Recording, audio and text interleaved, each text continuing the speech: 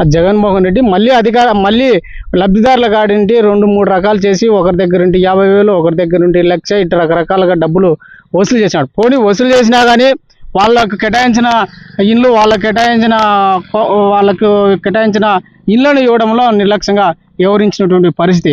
పూర్తిగా 5 సంవత్సరాలు పెయింటింగ్ వేయడానికే 5 సంవత్సరాలు తీసుకున్నటువంటి పరిస్థితి ఈరోజు మనకు కనపడతా ఉంది.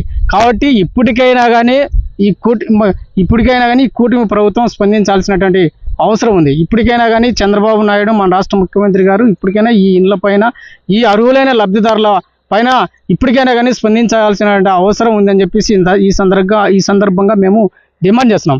ఇప్పటికైనా కానీ ఎవరైతే అర్హులు ఉన్నారో, ఎవరైతే లబ్ధిదారులు ఉన్నారో, ఎవరైతే గతంలో వైసీపీ ప్రభుత్వం 50,000 1,00,000 డబ్బులు కట్టించుకుందో వాళ్ళందరికీ ఈరోజు ఈ కూటమి ప్రభుత్వం మళ్ళీ తిరిగి వాళ్ళకందరికీ ఈ ఇళ్ళనన్నిటినీ, ఈ క్వార్టర్స్ను